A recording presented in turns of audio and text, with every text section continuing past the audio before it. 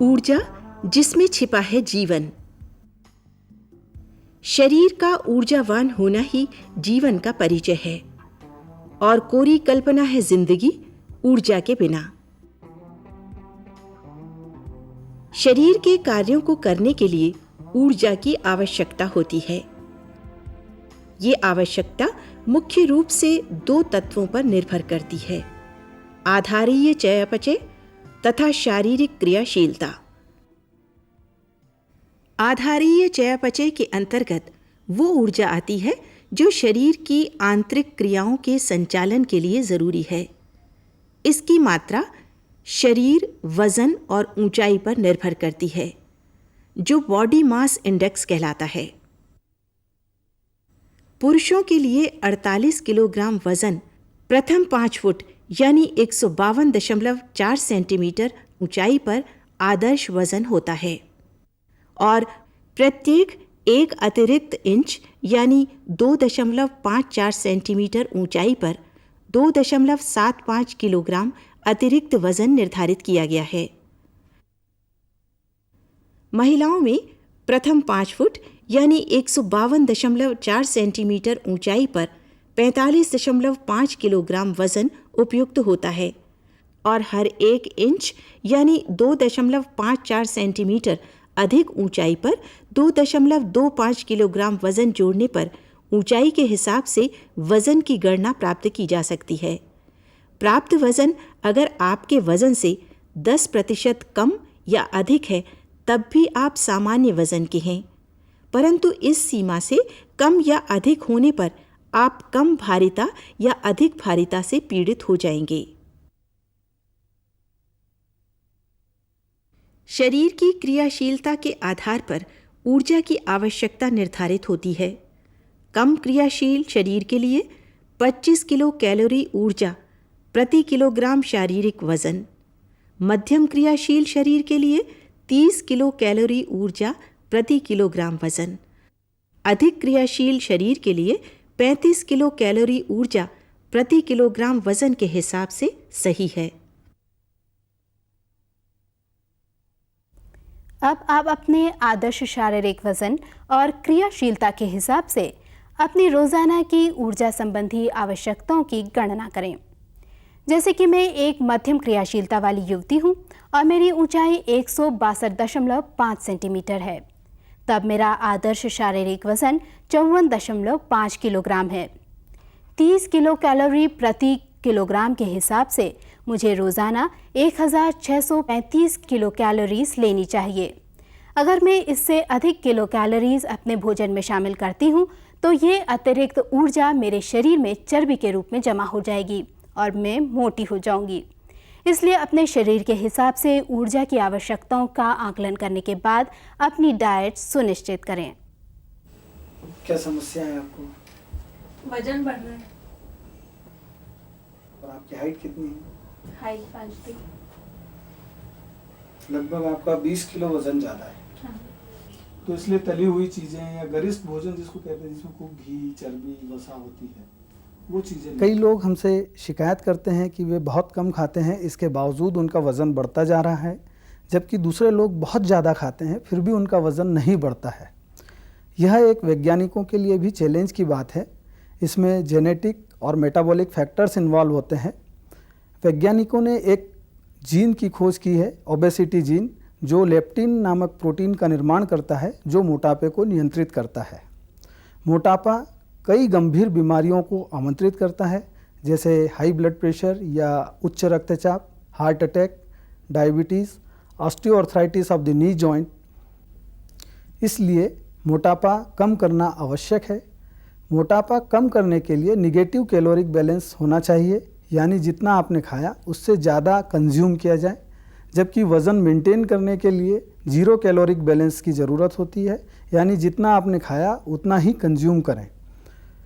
कई लोग मोटापा कम करने के लिए भूखे रहते हैं और कहते हैं कि हम डाइटिंग कर रहे हैं, जबकि डाइटिंग का वास्तविक मतलब होता है बैलेंस डाइट का सेवन, जिसमें सफिशिएंट कैलोरीज हों, प्रोटीन्स, फैट्स, कार्बोहाइड्रेट्स, विटामिन्स और ट्रेस एलिमेंट्स हों। स्वस्थ और निरोगी जीवन जीने में मोटापा बाधक होता है, इसलिए अपने आप को इससे दूर रखिए। आधुनिक समाज इस समस्या के प्रति सजग हुआ है। Slimming centres, gym, slimming pills, भूख मारने वाली दवाइयों के व्यवसाय का फलना फूलना समाज की सजगता दिखाता है। किंतु विभिन्न शोध ये दर्शाते हैं कि इन उपायों का प्रभाव केवल इन्हें अपनाए रखने में ही है। जैसे ही इन्हें छोड़ा, व्यक्ति फिर मोटा हुआ। इसलिए डाइटिंग यानी वैज्ञानिक पद्धति से संतुलित आहार लेना मोटापा कम करने का एक अच्छा उपाय है। कुछ उपायों द्वारा खाने को संतुलित बनाएं, वसा का उपयोग कम करें। भारतीय चिकित्सा अनुसंधान संस्थान 1989 ने एक वयस्क व्यक्ति के लिए रोजाना 20 से 25 ग्राम टेबल फैट प्रस्तावित की है, यानी 600 से 750 ग्राम वसा प्रति व्यक्ति प्रति महीना। यह आम धारणा है कि कम घी तेल में पका खाना स्वादिष्ट नहीं होता, बल्कि कम वसा का उपयोग करके भी हम स्वादिष्ट, रुचिकर और स्वास्थ्यवर्धक भोजन बना सकते हैं। बस थोड़ी सी बातों का ख्याल रखें। भोजन पकाने के लिए तेल का इस्तेमाल न करें। इसके बदले सेकना,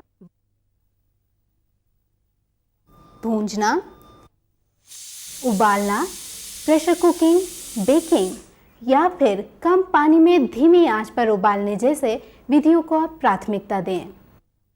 यदि तलना आवश्यक हो तो कम तेल के साथ साथ नॉनस्टिक पैन का इस्तेमाल करें।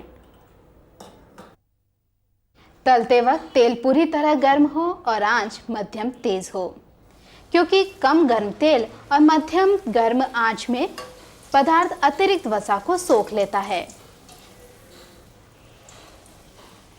तलने के बाद अतिरिक्त वसा को निकालना न भूलें। इसके लिए पेपर पर डालें। वसा ऊर्जा का एक संघनित माध्यम है, जहां कार्बोज युक्त या प्रोटीन युक्त पदार्थ 4 किलो कैलोरी ऊर्जा प्रति ग्राम प्रदान करते हैं। वहीं वसा युक्त पदार्थ 9 किलो कैलोरी ऊर्जा प्रति ग्राम प्रदान करते हैं, यानी दुगनी से भी अधिक। ऊर्जा का दूसरा साधन है कार्बोज, जो अतिरिक्त मात्रा में लेने पर शरीर में वसा के रूप में जमा हो जाता है। कार्बोज 2 प्रकार के होते हैं।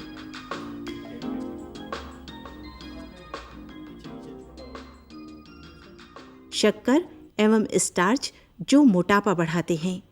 ये आलू, चावल, मीठे पदार्थों, छिलकों रहित दालों और अनाजों में पाया जाता है। सेल्यूलोज और लैग्निन, इन्हें हम रेशों के नाम से जानते हैं। इनका पाचन शरीर में न हो पाने के कारण ये ऊर्जा उत्पन्न नहीं कर पाते, परंतु आहार की मात्रा बढ़ाकर पेट भरते हैं। इस प्रकार संतुष्टि हमें कम ऊर्जा में ही प्राप्त हो जाती है। उचित कार्बोज के चुनाव से भरपेट भोजन कम ऊर्जा से प्राप्त किया जा सकता है। Don't eat waste, it goes to your waist. अपने पेट को कूड़ादान न बनाएं। अतिरिक्त भोजन से बचें और खाना धीरे धीरे चबा चबा कर खाएं। खाना खाने में कम से कम 20 मिनट ज़रूर व्यतीत करें, क्योंकि प्रयोग दर्शाते हैं कि भोजन प्रारंभ करने के 20 मिनट पश्चात हमें संतुष्टि मिलती है। इस ढंग से भोजन करने में कम खाने में ही हमारा पेट भर जाएगा। टीवी देखते वक्त, अखबार या पुस्तक पढ़ते वक्त कभी न खाएं, क्योंकि उस वक्त हमें खाए गए भोजन की मात्रा का ध्यान नहीं रहता और ज़्यादा खाने में आ जाता है। खाते समय छोटे बर्तन जैसे छोटी कटोरी या छोटी प्लेट का उपयोग करें।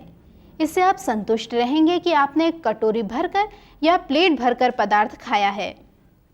अपनी प्लेट में एक बार में ही आवश्यकता अनुसार भोजन ले लें। बार बार भोजन लेने से बचें। कभी भी भूखे पेट न रहें। दिन भर में थोड़ा थोड़ा खाते रहें। इससे आपकी भूख भी शांत रहेगी और आप कम खाना खाएंगे। भोजन के अतिरिक्त खाद्य पदार्थ लेने से बचें।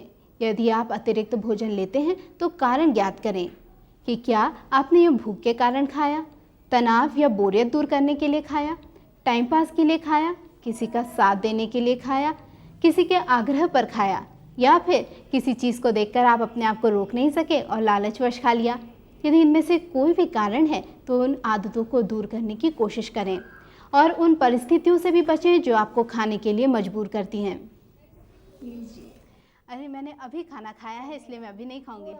नहीं, अभी मेरा अभी भोजन का वक्त नहीं है इसलिए मैं नहीं खाऊंगी अभी। हमेशा क्रियाशील रहें, घर का काम स्वयं करें। बच्चों में उचित आहारीय आदतों का विकास करें। हमारे समाज का एक बहुत बड़ा तबका ऐसा है जो हर सुबह इस फिक्र के साथ उठता है कि क्या आज उसे भरपेट भोजन मिल पाएगा। वहीं एक वर्ग ऐसा भी है जो अपनी दिनचर्या की शुरुआत इस तनाव में करता है कि क्या वो अपना वज़न नियंत्रित रखने के लिए संतुलित भोजन कर पाएगा। तो आइए हम अपने हिस्से के इस अतिरिक्त भोजन को उस कमज़ोर और कुपोषित समाज के साथ बांटें और एक स्वस्थ और सजग समाज की रचना करें।